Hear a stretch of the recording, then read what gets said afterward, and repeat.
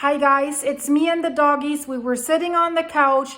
I was looking at the recent earthquakes on the Reykjavik Peninsula, and then more than 70 earthquakes in the last few minutes, and then 1.9 and higher. And I'm like, oh, that's the earthquake cluster again.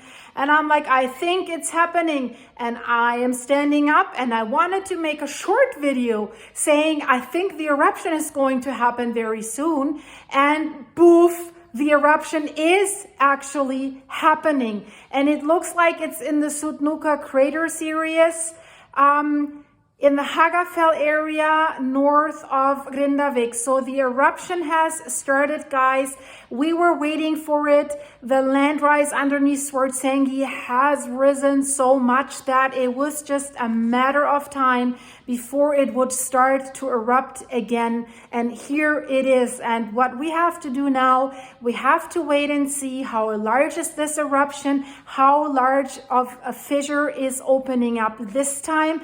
Are there multiple fissures opening like we had last time when the northern fissure opened and shortly after a southern fissure opened and was really opening up right inside the town of Grindavik? So just 3 minutes ago, I was watching them, how they were still driving the machines and working on the defense walls like the Fraggles, as I always say. And then all of a sudden, you know, everything turns red, and you see this behind me. It looks like a much bigger eruption than the January 14th eruption, but I can't say for sure. So we will have to wait a little bit and see how that goes. But you already see lava flowing, and it seems like that it's spewing higher up in the air than it did before. So it is not that long yet, but we know the eruption that happened on December 18th,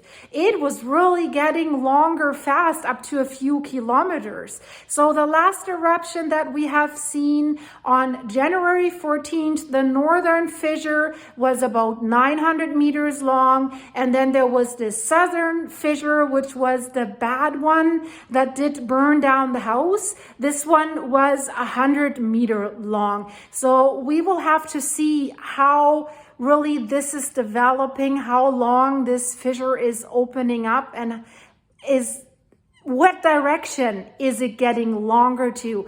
Is it getting longer towards the north, away from Grindavik, which would be good?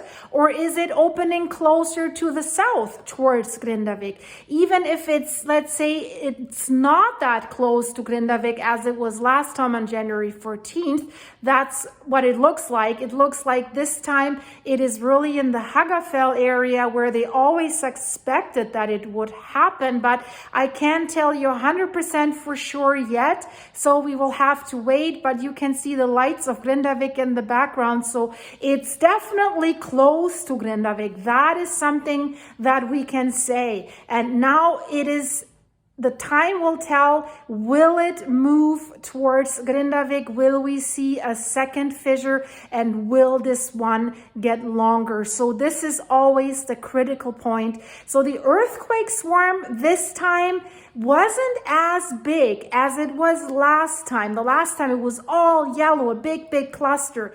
This time it was lighter. And I tell you why it was lighter, probably because that magma worm did not have that much work to do to get through the tunnels, because the tunnels were already there. So it can do that a little bit more undetected until it hits a roadblock, and then poof, then it erupts, right? So now we have to see, it's already getting wider and it's already getting longer. So this is the critical point, and I advise you go to the live view cameras from the television station RUV.is. So they have really good live views of the eruption. So one thing is for sure, this thing is spewing higher than the January 14th eruption. The January 14th eruption was more like this long thing. And so I'm wondering what we're seeing here. This is a long fissure, and what's that high thing? Is this two different things? So it looks quite massive. it does look a little bit stronger than last time, but you have to wait it out. And guys, this is really like, it's basically once a month now we're seeing an eruption, and this thing keeps blowing up. So is this the new normal? Will we see cycle by cycle of an eruption going on? So every month? This is the worst case scenario for Grindavik.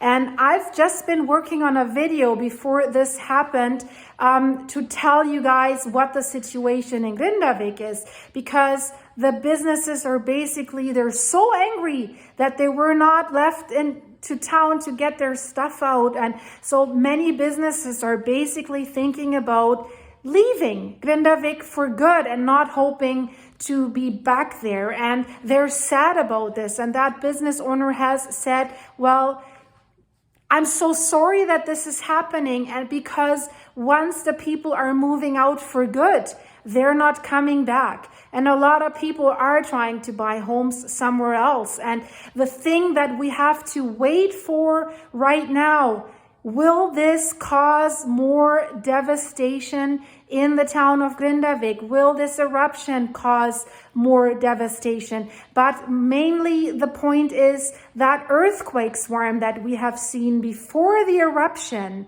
has that caused more fissures to open in Grindavik, or the existing fissures to get wider and deeper, more sinkholes? So we know the residents have reported each time they were let back in to their homes after an evacuation, basically after an eruption had happened, the damage was worse. And the problem is now the authorities, and they have thrown so much money into the town already, trying to repair that broken infrastructure, the broken pipes constantly. And then I always say it's like the Fraggles, they repair, and then that monster, the next eruption comes and destroys it all over again, and maybe makes it even worse. And then they have to start all over again. They have to start filling cracks again that they had already filled, and it's a Sisyphus work. It's a non-stop thing. So guys, go to RUV.is. It's an absolutely great website to see the live footage and to see how this is developing. So I'll definitely give you updates all through the night about what's happening, where the lava is flowing to.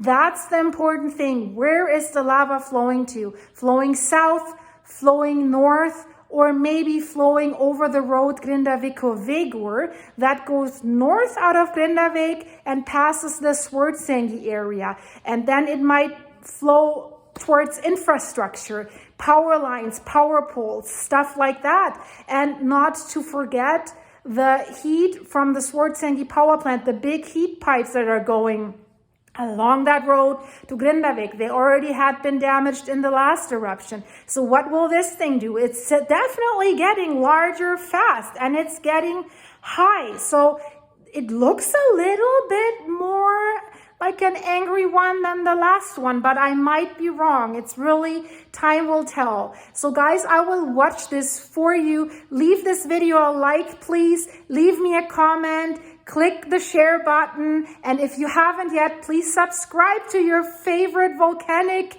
Silky on the Pulse with Silky. Well, I'm not only volcanic, but you know, there's so much going on right now with the volcanoes all over the world. So that's a little bit my focus right now. So guys, I'll keep you updated. Stay tuned for the next one. This is going out right now. Stay safe. Thank you very much.